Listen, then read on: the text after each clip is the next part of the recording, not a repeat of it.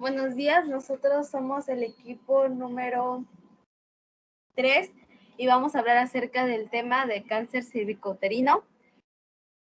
Las integrantes del equipo son Melissa Jacqueline Cabrera Santiago, Valeria Alejandra Fuentes Alonso y Joana Gómez Vázquez y yo, Atsiri Zulaila Ramos. Primero vamos a empezar con la definición de qué es lo que significa que el cáncer cervicouterino, pero para empezar primero les voy a mostrar una imagen del aparato reproductor femenino en donde se muestra el cuello uterino y las diferentes células que pueden existir en esta parte y la masa tumoral. ¿A qué nos referimos cuando hablamos acerca de cáncer cervicouterino? A un crecimiento anormal de las células que se encuentran en el cuello de la matriz. Este cáncer se forma en los tejidos del cuello uterino y por lo general es un cáncer de crecimiento lento, que normalmente o casi siempre no presenta síntomas y que se encuentra mediante las pruebas de Papa Nicolau que se hacen de rutina. Entonces, en la fisiopatología nos dice que para que ocurra el cáncer de cuello uterino, tiene que haber una infección que va a ser producido por el BPH y este debe estar presente para que se dé el cáncer del cuello uterino. Entonces, los cánceres cervicales comienzan en las células de la superficie del cuello uterino y en el cuello uterino existen dos tipos de células, que son las escamosas y las columnares. En la mayoría de los cánceres de cuello uterino, las células en donde se van a ser afectadas van a ser las células escamosas. Y aquí en la imagen se puede ver que en la parte anormal del cuello uterino se ve que en la superficie en donde se encuentran las células escamosas es donde está la afección. El desarrollo del cáncer cervical generalmente es un proceso lento y comienza como una afección precancerosa, llamada displasia o lesión intraepitelial del cuello uterino. Entonces, en la imagen podemos ver el cuello uterino normal y cómo empieza la displasia cervical, en donde las células cervicales cancerosas o precancerosas van a tener ciertas diferencias a una célula cervical normal, como se puede apreciar en la imagen. Entonces, el cáncer cervicouterino va a empezar por una infección, que va a ser una infección por el BPH, y puede ser una infección transitoria. Esto quiere decir que puede llegar a su estado normal como antes estaba. Sin embargo, si la infección es persistente, van a empezar lo que son las lesiones cervicales o las displasias. Y estas pueden ser de dos tipos, que son la lesión intraepitelial de bajo grado, que esta puede regresarse a una infección persistente y regresar a su estado normal, o la lesión intraepitelial de alto grado, que no es tan frecuente que se pueda regresar al estado normal, sin embargo sí se puede, pero estas pueden provocar lo que es el cáncer cervicouterino. Entonces, las displasias se pueden clasificar en moderada o severa según la morfología celular observada en la citología.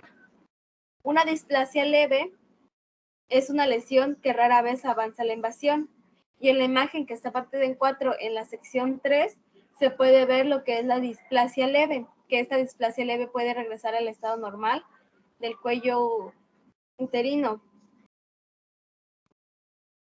En cambio, la displasia moderada y la displasia severa son lesiones que una vez detectadas deben ser tratadas, ya que pueden presentar una alta probabilidad de avanzar hacia un carcinoma invasor. Como se ven en las imágenes, estos son cuellos uterinos que ya tienen displasia moderada y displasia severa y que se puede ver cómo las células escamosas ya han sido afectadas. Entonces, nuestro cuello uterino va a sufrir varios cambios que se pueden notar aquí en la etapa normal, pues las células son normales y tienen un tamaño normal. En la lesión leve va a empezar lo que es una displasia y se puede ver cómo el núcleo de las células empieza a agrandarse junto con estas células. En la displasia moderada y severa se puede ver que el núcleo y las células empiezan a agrandarse mucho más. Y en el cáncer del cuello uterino ya las células empiezan a afectar otros lados aparte de la superficie. Y aquí se ven las etapas en un cuello uterino de cómo va afectando este virus, que primero en el cérvix normal, después hay una displasia leve, una displasia moderada, la displasia severa y por último el carcinoma invasor. La displasia leve y la displasia moderada se consideran de bajo grado y la displasia leve y el carcinoma invasor se consideran como de alto grado. En la etiología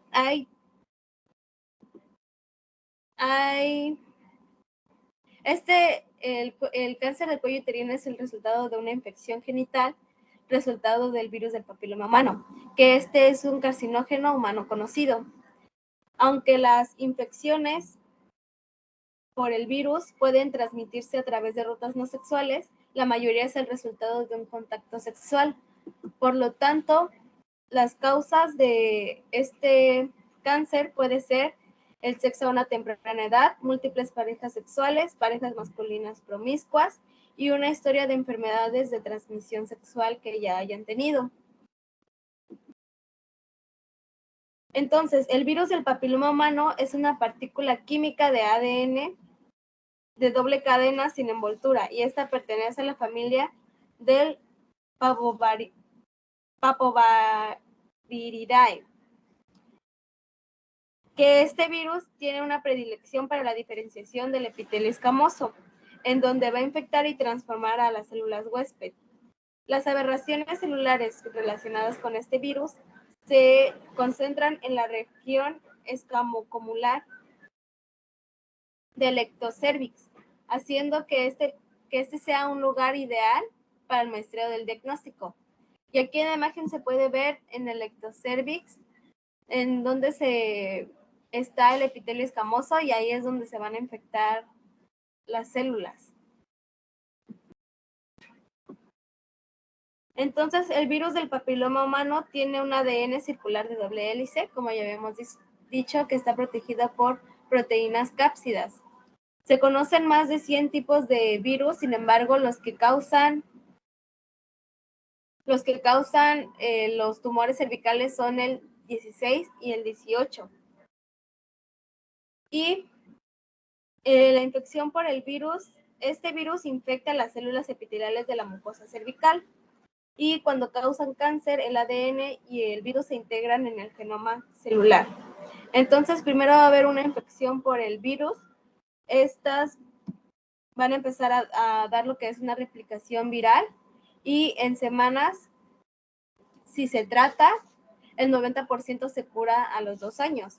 Sin embargo, si se deja esta infección por más de 10 o 30 años, el ADN del virus se va a integrar al ADN de la célula tumoral y estos van a generar lo que es el cáncer invasivo.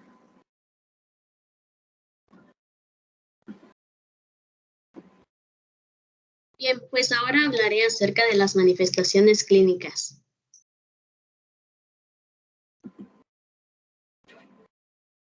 Signos y síntomas del cáncer cervicouterino.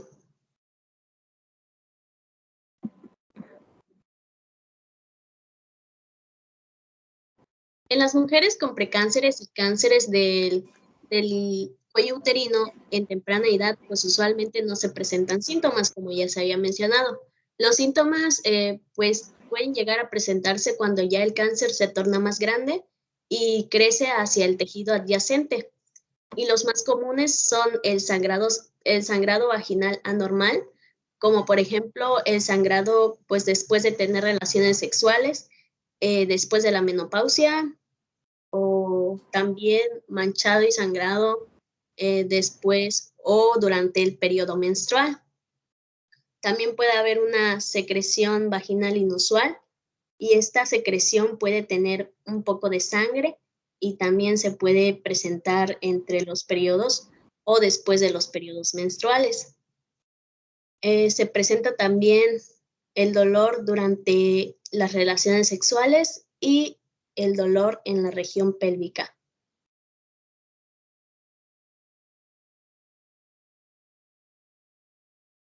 Algunos signos y síntomas observados en la enfermedad más avanzada son el hinchazón de las piernas, problemas para orinar o evacuar y el sangrado en la orina.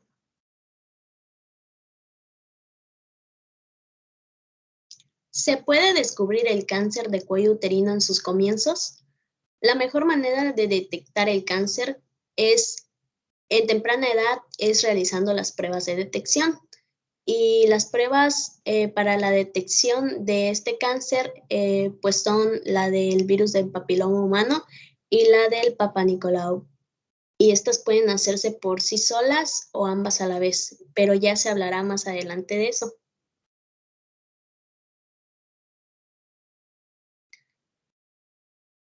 Bien, ahora hablaré acerca del tratamiento.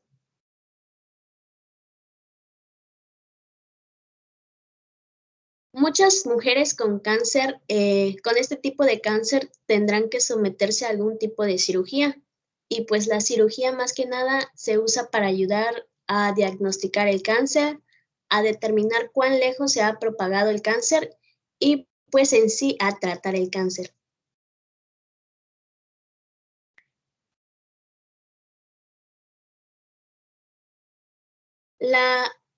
La cirugía para precáncer del cuello uterino.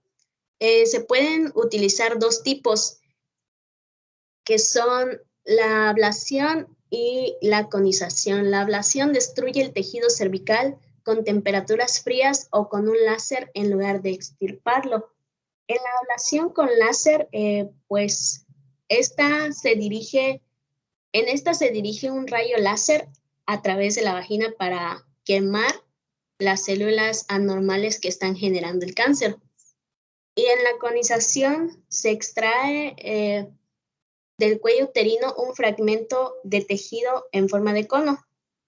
Y este tejido que se extirpa en el cono incluye la zona de transformación donde hay más probabilidad de que se estén originando los cánceres y los precánceres. Siguiente. Siguiente.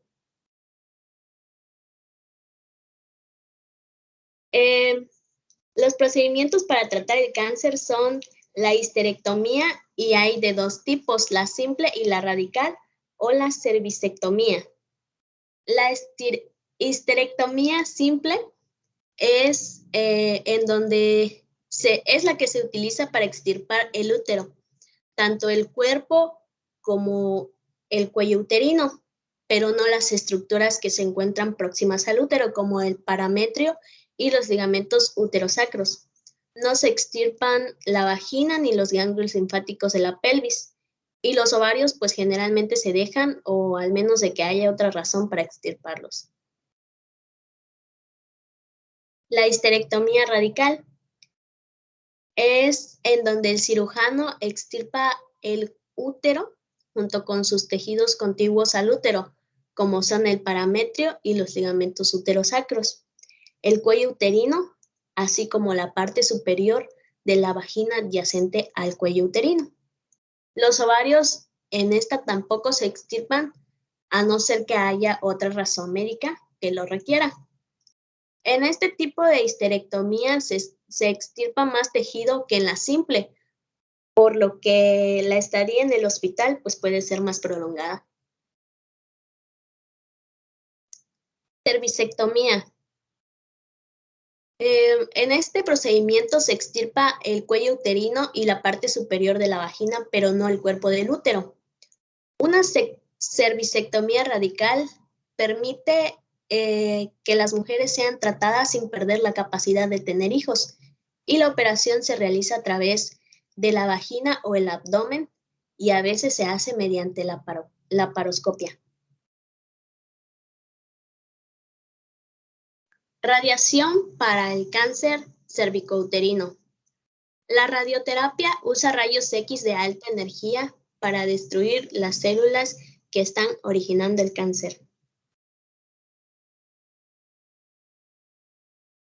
Radioterapia con rayo externo. Esta radioterapia, en esta se dirigen los rayos X al cáncer desde la máquina que está fuera del cuerpo. El tratamiento es muy similar a la de la radiografía regular, pero pues obviamente en esta las dosis de radiación son mucho más intensas.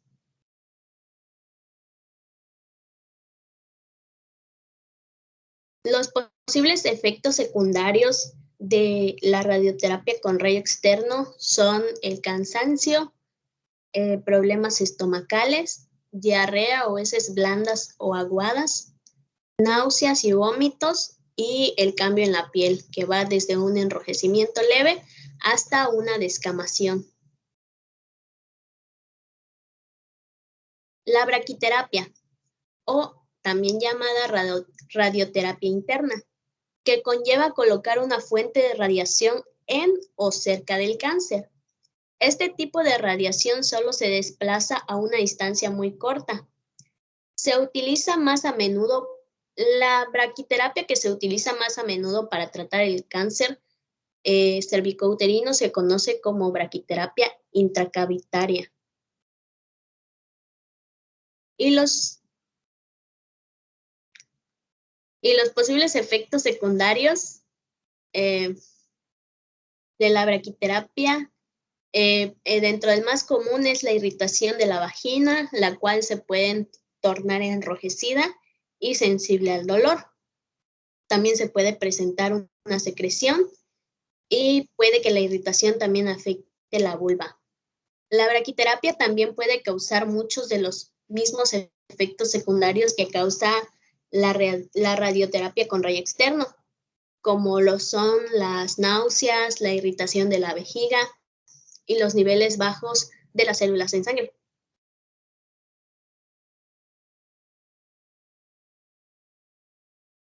Quimioterapia. La quimio usa medicamentos contra el cáncer que se inyectan en una vena o se administran por la boca. Estos medicamentos pues entran al torrente sanguíneo y pueden llegar pues a casi todas las áreas del cuerpo y esto hace que sea el tratamiento más útil para eliminar las células cancerosas en la mayoría de las partes del cuerpo. Los medicamentos que evitan la formación de nuevos vasos sanguíneos. Bueno, pues el factor de crecimiento del endotelio vascular es una proteína que ayuda a los tumores a desarrollar nuevos vasos sanguíneos para obtener nutrientes. Algunos medicamentos de terapia dirigida, llamados inhibidores de angiogénesis, suspenden el funcionamiento de este factor de crecimiento y bloquean la formación de nuevos vasos sanguíneos. Uno de es el bevacizumab o Avastin, que es un inhibidor de la angiogénesis que se puede usar para tratar el cáncer avanzado. Se trata de un anticuerpo monoclonal que ataca de manera directa al factor de crecimiento del endotelio vascular.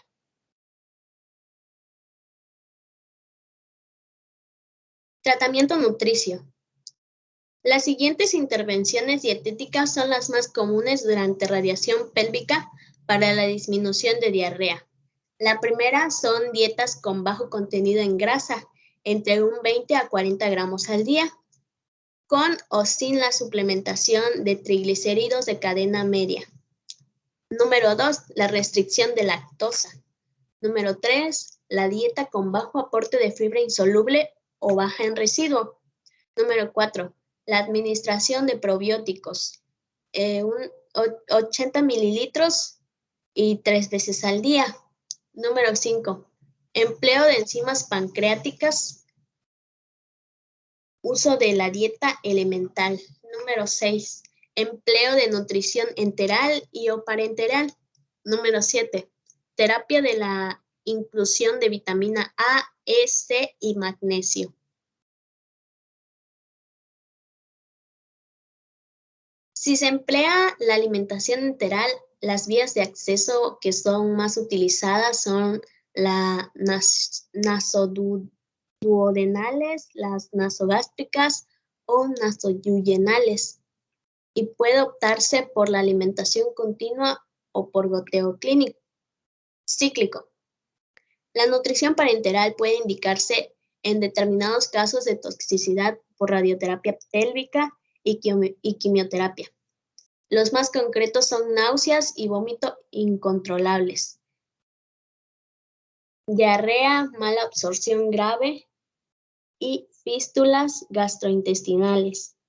Si se determina que la nutrición parenteral es eficaz, los dos sitios para el acceso venoso son centrales y periféricos. Las fórmulas de nutrición parenteral deben adaptarse a la situación clínica y las necesidades nutrimentales de cada paciente.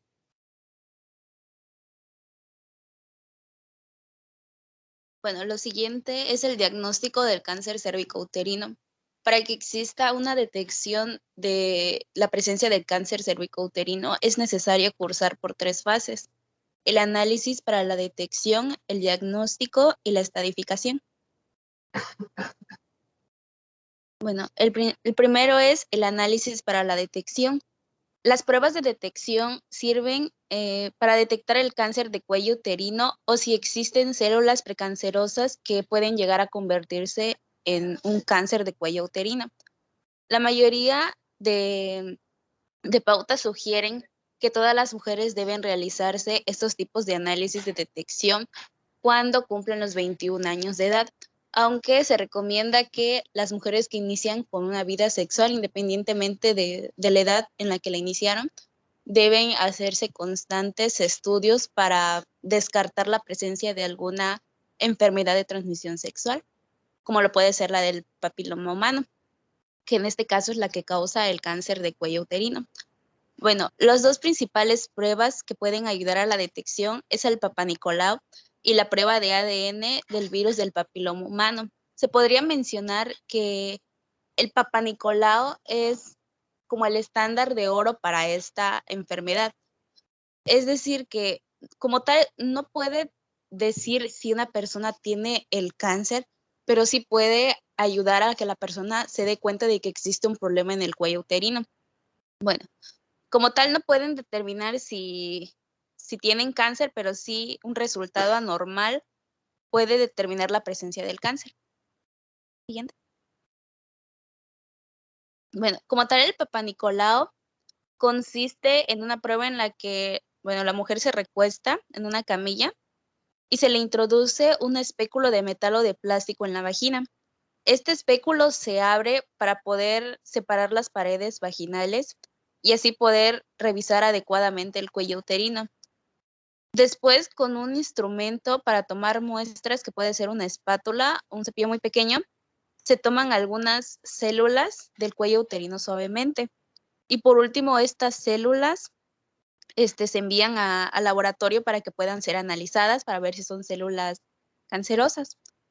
En ese tipo de prueba del Papanicolau se puede detectar las células anormales en el cuello uterino, incluso las cancerosas o las que pueden presentar un riesgo de contraer el cáncer. En el caso del Papanicolau, se menciona que no es doloroso, pero para algunas mujeres puede ser un poco incómodo, sobre todo por el hecho de que se tienen que introducir estos instrumentos para poder sacar las muestras de las células. Bueno, ¿cómo hacer que las pruebas de Papanicolau sean más precisas? Para que una prueba sea lo más precisa posible, es necesario seguir una serie de pasos.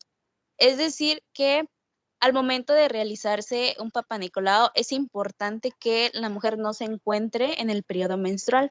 Lo recomendable es que hayan pasado entre 5 y 10 días para poder realizarse el Papanicolau, porque de otra forma puede mostrar resultados anormales cuando no se tiene alguna enfermedad.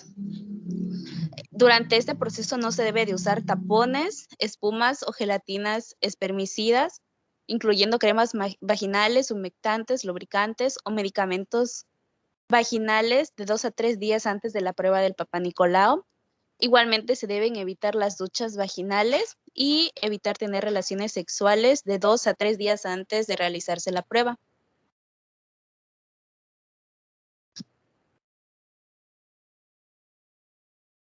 Bueno, la siguiente prueba para el análisis de una detección del cáncer cervicouterino es la prueba de ADN del virus del papiloma humano.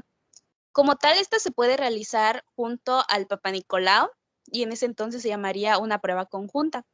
El procedimiento es similar. La mujer o la paciente se acostará en una mesa y se colocarán los pies sobre 2 estribos.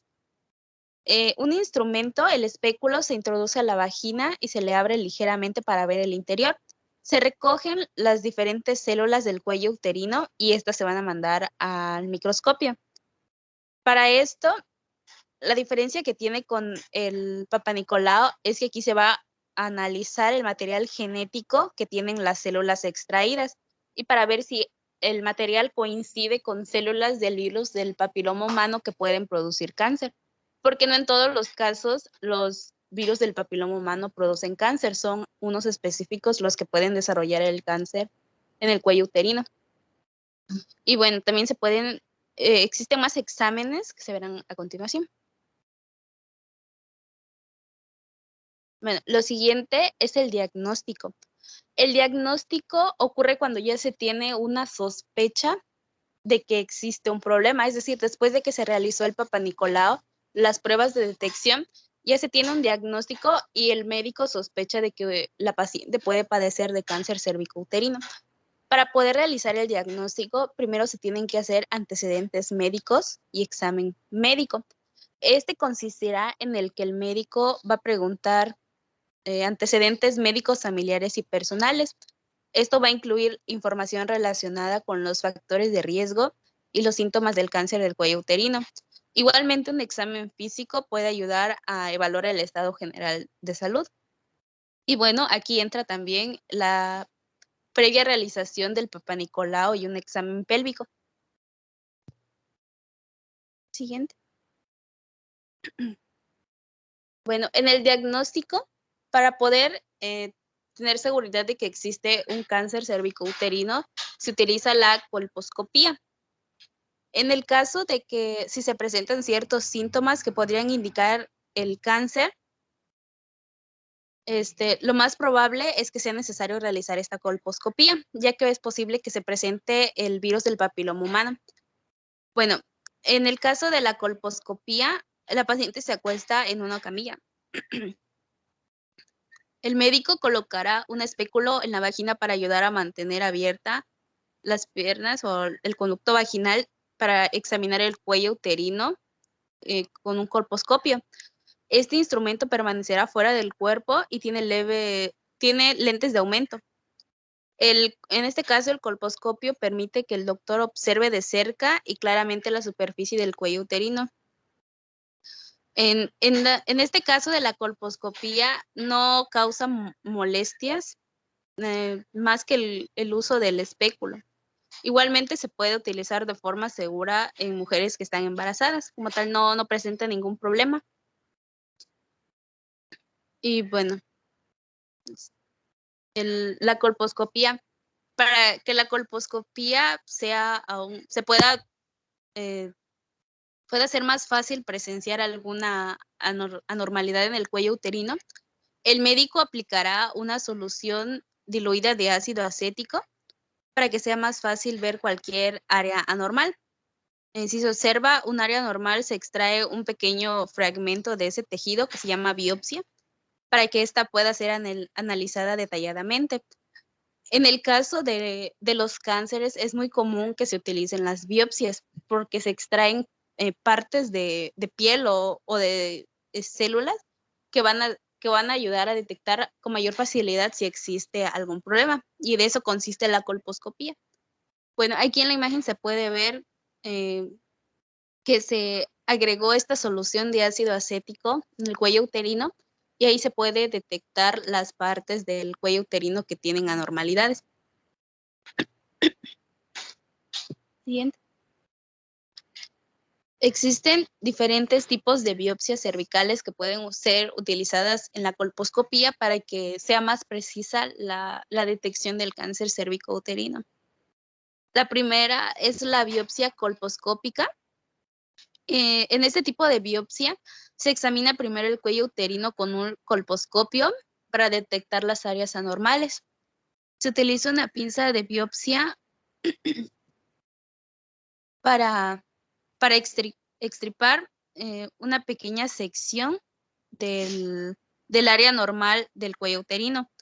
En este procedimiento de biopsia, tal vez puede existir o puede presentar la paciente calambres leves, dolor breve durante la duración de la biopsia y después de la biopsia.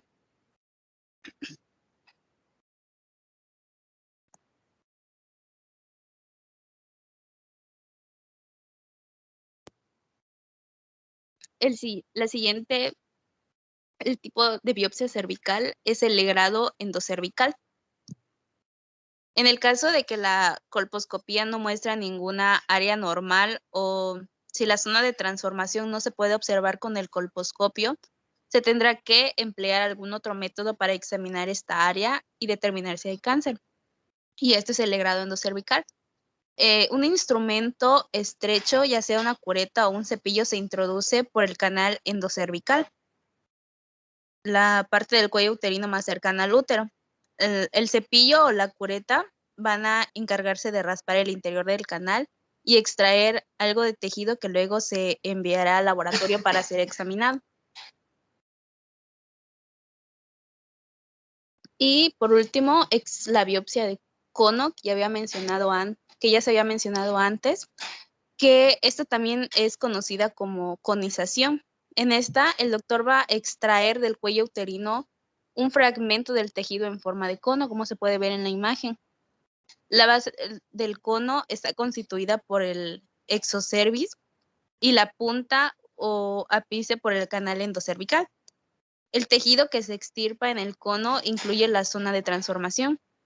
Los métodos que se utilizan comúnmente para la biopsia de cono son el procedimiento de escisión y electroquirúrgica con asa, también conocida como escisión con asa grande de la zona de transformación, la biopsia de cono con bisturí frío.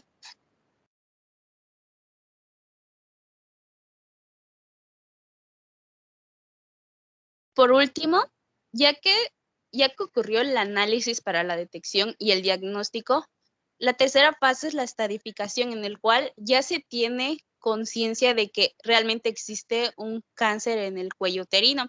Y la estadificación consistirá en ver qué tanto ha avanzado o qué tanto ha invadido el cáncer del cuello uterino.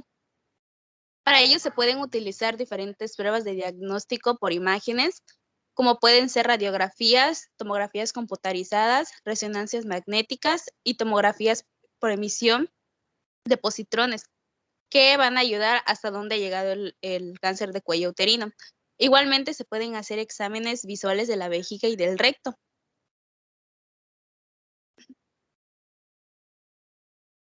Bueno, en el caso del cáncer cérvico-uterino no se puede hacer una autoexploración como lo es en el cáncer de mama.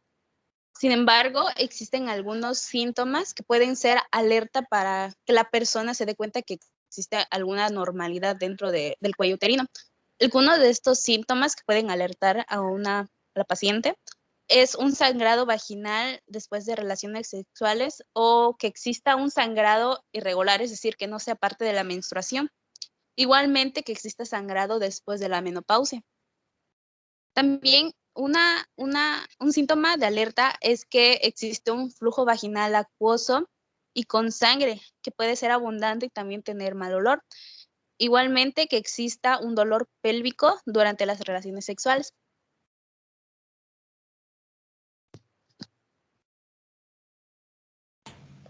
Prevención primaria, secundaria y terciaria.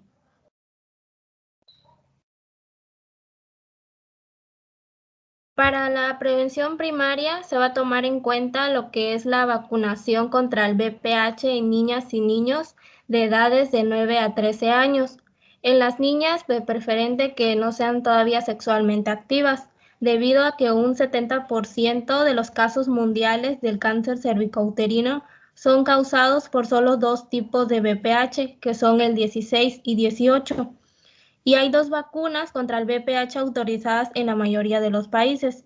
Las vacunas van a actuar mejor si son administradas antes de la exposición al VPH y se debe tomar en cuenta que estas vacunas no pueden tratar la infección ni la enfermedad. Y también que ambas vacunas van a ser requeridas en 3 dosis administradas en el transcurso de 6 meses. Información sanitaria y advertencias acerca del consumo del tabaco, debido a que se asoció que con un moderado riesgo de infección por VPH aumenta al incrementar el número de cigarrillos fumados por día. Las mujeres que reportaron fumar de 15 o más cigarrillos pues tenían un riesgo 2 veces mayor de positividad al VPH. También educación sobre la sexualidad adaptada a la edad y la cultura, promoción o suministro de condones entre quienes sean sexualmente activos, debido a que el uso del condón reduce el 70% de la transmisión del VPH. Y la circuncisión masculina, debido a que en 3 estudios publicados en la revista de enfermedades infecciosas han reafirmado la posibilidad de que la circuncisión puede proteger a los hombres del VIH y de la transmisión sexual del virus del papiloma humano, que puede causar el cáncer cervical en las mujeres. Para la prevención secundaria, se van a realizar pruebas de detención de cáncer cervicouterino en mujeres sexualmente activas actualmente o en el pasado, en la que pueden determinar si están en un riesgo de desarrollar el cáncer, y pues esta va a ser la determinación para realizarse al examinar las células que van a ser, que se retiran sutilmente del cuello uterino usando la prueba del Papa Nicolau al examinar la capa superficial del cuello uterino mediante una inspección visual o al detectar el ADN del VPH en hisopados del cuello uterino. Entonces se debe de detectar y tratar mediante el IVA, que es una inspección visual con ácido acético, que es una tecnología de bajo costo seguida de la crioterapia. La crioterapia funciona eliminando las células anormales del cuello uterino y pues consiste en congelar las células precancerosas y luego eliminarlas. Se realizan después de detectar células anormales durante una prueba del Papa Nicolau, colposcopía o biopsia. Y pruebas de detención del tipo de VPH de alto riesgo, como son los tipos 16 y 18, entre otros.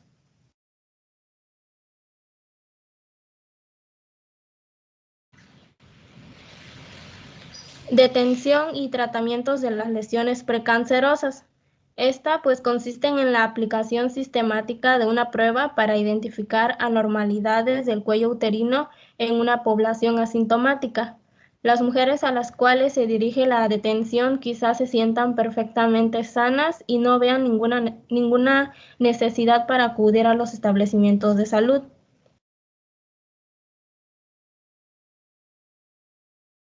Para el tratamiento de las lesiones precancerosas, la tecnología preferida es la escisión electroquirúrgica con ASA. En los entornos donde no pueden realizarse estos procedimientos o en los entornos de escasos recursos, las directrices recientes de la OMS pues recomiendan la crioterapia como un buen tratamiento alternativo de las lesiones con IVA positiva elegibles, y en los entornos de altos recursos pueden utilizarse otras técnicas como la conización por criocirugía.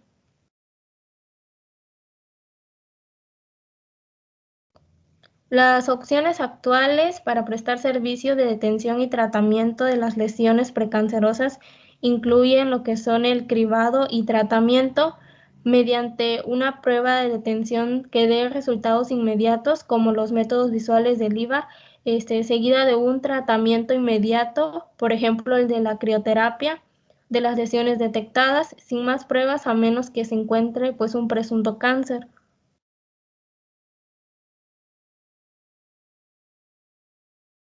Las pruebas secuenciales con una segunda prueba de detención, como son la prueba de triaje, en quienes hayan tenido un resultado que sea positivo en la primera prueba de detención, seguidas de tratamiento si se reconfirma una lesión precancerosa.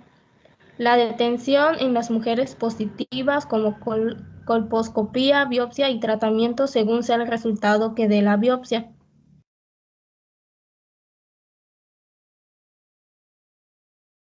Como mínimo, pues se recomienda someter a detención a toda mujer de 30 a 49 años de edad al menos una vez en la vida, y la detención y el tratamiento tempranos de las lesiones precancerosas pueden prevenir la mayoría de los cánceres cervicouterino.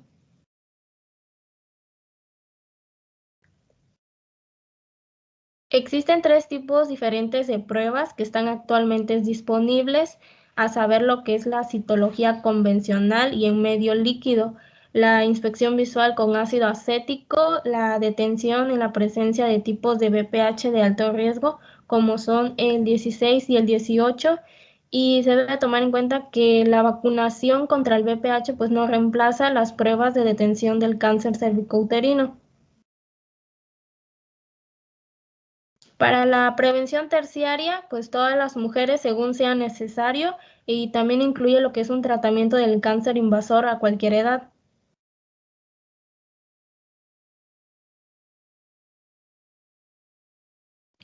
Tratamientos y cuidados paliativos, que en la que va a haber establecimiento y mantenimiento de una red de referencia para el tratamiento, en la que se va a establecer esta red que sea de manera eficaz para permitir un acceso oportuno y la continuidad de la atención, vinculando el centro prestador de servicios con los centros de referencia de laboratorio, de diagnóstico y de tratamiento del cáncer.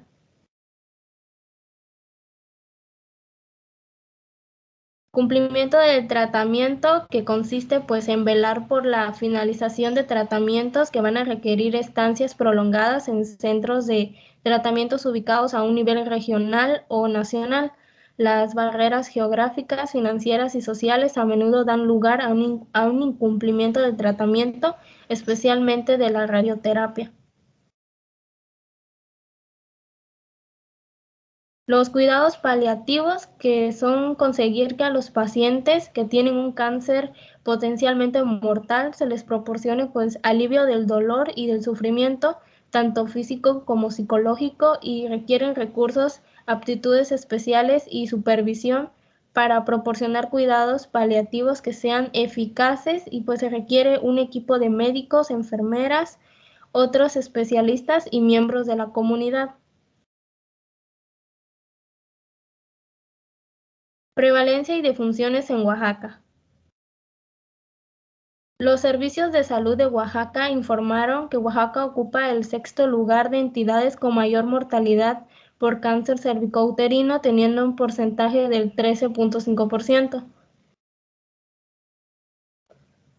Señalaron que en las mujeres mayores de 25 años, la primera causa de muerte por tumores malignos en el país, en lo que se refiere a Oaxaca, se han registrado 326 defunciones de mujeres por esta causa en los últimos 3 años. Y detallaron que en los últimos 3 años pues se realizaron en la entidad 22.397 citologías convencionales a mujeres de 25 a 34 años de edad y 20.336 pruebas para la detención del virus del papiloma humano por PCR en el grupo de edad de 35 a 64 años. Y en el año 2018, en el estado murieron 42 mujeres por este tipo de cáncer. En los casos, en su mayoría, pues se concentraron en los municipios como son de Oaxaca de Juárez, Santa Cruz, Sosocotlán, Villa de Sachila, Ejutla de Crespo, Santa Cruz Amilpas y Cuilapan de Guerrero. Y en la misma fecha, pues se detectaron 683 mujeres con lesiones precursoras a cáncer a través de las pruebas de citología cervical exfoliativa y pruebas del virus del papiloma humano. Sin embargo, aproximadamente una paciente de cada 4 ha demostrado renuencia para atenderse.